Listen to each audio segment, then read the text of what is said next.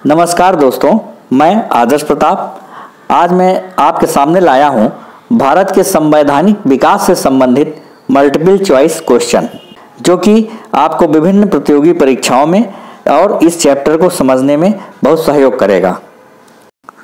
आइए देखते हैं पहला क्वेश्चन। निम्नलिखित में से किस अधिनियम के अंतर्गत भारतीय विधान परिषद को बजट पर बहस करने की शक्ति प्राप्त हुई? ऑप्शन है भारत परिषद अधिनियम 1861, भारत परिषद अधिनियम 1892, भारत परिषद अधिनियम 1909 और भारत शासन अधिनियम 1919। तो जैसा कि हमने आपको बताया था कि पूरक प्रश्न पूछने की या बजट पर बहस करने का मतलब यहाँ पे है पूरक प्रश्न पूछने का अधिकार कब प्राप्त हुआ, तो वो भारत परिषद अधिनियम 1892 में प्राप्त हुआ था। इस प्रकार सही आंसर होगा ऑप्शन बी, भारत परिषद अधिनियम 1892। आइए देखते हैं अगला क्वेश्चन। निम्नलिखित में से किस अधिनियम में कलकत्ता में सर्वोच्च न्यायालय की स्थापना का प्रावधान किया गया था? ऑप्शन है रेगुलेटिंग एक्ट 1773, पिट्स का भारत अधिनियम 1784, चार्टर एक्ट 1813 और चार्टर एक्ट 1833। तो जैसा कि हमने आपको बताया है कि रेगुलेटिंग एक्ट 1773 के अंतर्गत अंग्रेजों का जो पूरा प्रदेश था जिसमें कि जो हेड था वो बंगाल का गवर्नर जनरल कहलाता था, ठीक है, और बंगाल के अंतर्गत ही मद्रास और बॉम्बे प्रेसिडेंसी भी आते थे, ठीक है। तो इन सभी क्षेत्रों के लिए एक सर्वोच्च न्यायालय की स्थापना की गई थी कलकत्ता में, और वो रेगुलेटिंग एक्ट 1773 के अंतर्गत की गई थी। इसलिए सही आंसर होगा ऑप्शन ए, रेगुलेटिंग एक्ट 1773। आइए देखते हैं अगला क्वेश्चन। निम्नलिखित में से किस एक अधिनियम द्वारा भारत में संघीय न्यायालय की स्थापना की गई थी? ऑप्शन है भारतीय परिषद अधिनियम 1861, भारत परिषद अधिनियम 1909, भारत सरकार अधिनियम 1919 और उपर्युक्त में से कोई नहीं। तो यहाँ पे देखिए ध्यान देने की बात है, संघीय न्यायालय पूछ रहा है, न कि सर्वोच्च न्यायालय। संघीय माने एक संघ का न्यायालय। तो संघ की व्यवस्था किस अधिनियम में की गई थी? 1935 के एक्ट में, ठीक है, जबकि सर्वोच्च न्यायालय की व्यवस्था रेगुलेटिंग एक्ट में की गई थी। तो इसलिए संघीय न्यायालय की स्थापना सही आंसर होगा 1935 का अधिनियम, ठीक है, जो कि इसमें से कोई भी कहीं पे भी किसी ऑप्शन में नहीं दिया है, इसलिए सही ऑप्शन होगा। देखिए ध्यान देने की बात है, संघीय न्यायालय पूछ रहा है, न कि सर्वोच्च न्यायालय। संघीय माने एक संघ का न्यायालय। तो संघ की व्यवस्था किस अधिनियम में की गई थी? 1935 के एक्ट में, ठीक है, जबकि सर्वोच्च न्यायालय की व्यवस्था रेगुलेटिंग एक्ट में की गई थी। तो इसलिए संघीय न्यायालय की स्थापना सही आंसर होगा 1935 का अधिनियम, ठीक है, जो कि इसमें से कोई भी कहीं पे भी किसी ऑप्शन में नहीं दिया है, इसलिए सही ऑप्शन होगा ऑप्शन डी, उपर्युक्त में से कोई नहीं। आइए देखते हैं अगला क्वेश्चन। सूची 1 और 2 को सुमेलित करना है, ठीक। नियंत्रण परिषद की स्थापना, सर्वोच्च न्यायालय की स्थापना, ईसाई मिशनरियों को भारत में कार्य की अनुमति, गवर्नर जनरल की परिषद में कानूनी सदस्य की नियुक्ति।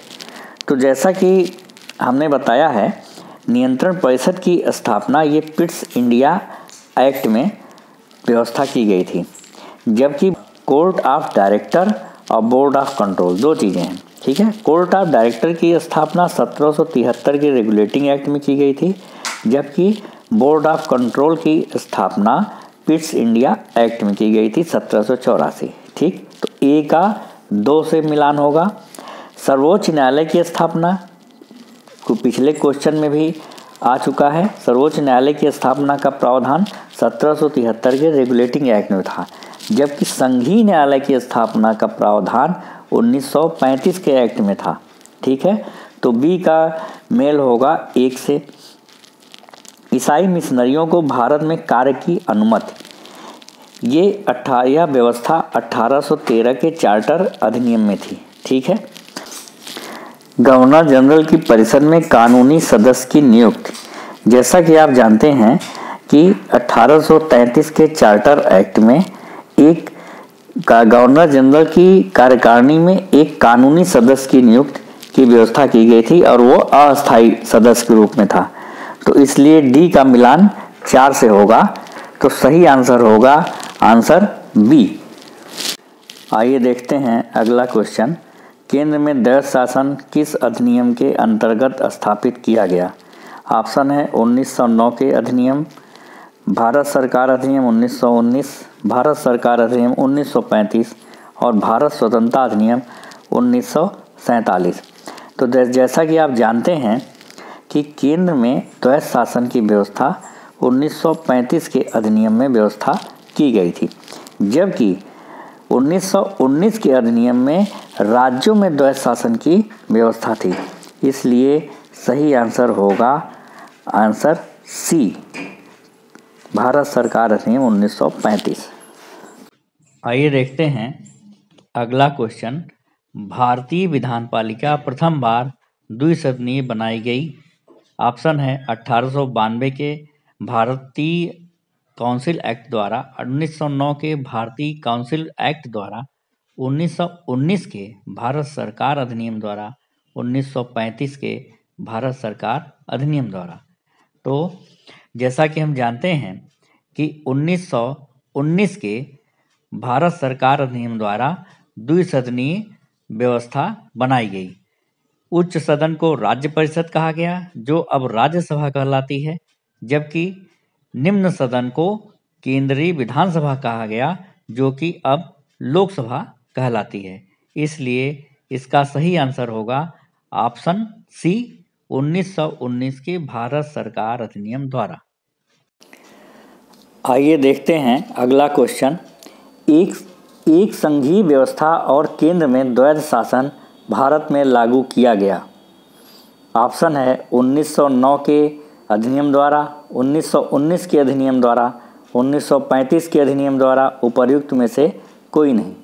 तो जैसा कि आप जानते हैं कि 1935 के एक्ट में एक अखिल भारतीय संघ की व्यवस्था की गई थी, इसलिए संघीय व्यवस्था का प्रावधान 1935 में किया गया और 1935 के ही एक्ट में केंद्र में द्वैध शासन की व्यवस्था की गई थी। इसलिए इसका सही आंसर होगा आंसर सी, 1935 के अधिनियम द्वारा। आइए देखते हैं अगला क्वेश्चन। निम्नलिखित अधिनियमों में से किस अधिनियम के फलस्वरूप बर्मा भारत से अलग हुआ? तो देखिए 1935 के अधिनियम द्वारा बर्मा को भारत से अलग किया गया था, इसलिए इसका सही आंसर होगा आंसर सी, 1935 का अधिनियम। आइए देखते हैं अगला क्वेश्चन। 1919 के भारत शासन अधिनियम की निम्नलिखित में से कौन सी प्रमुख विशेषता है? प्रांतों की कार्यकारिणी सरकार में द्वैध शासन की व्यवस्था, मुसलमानों के लिए पृथक सांप्रदायिक निर्वाचक मंडल की व्यवस्था और केंद्र द्वारा प्रांतों को विधायी शक्ति का हस्तांतरण। हम लोगों को ये बताना है कि इनमें से कौन कौन से सही हैं। ठीक है, तो आइए देखते हैं। पहला, प्रांतों की कार्यकारिणी में द्वैध शासन।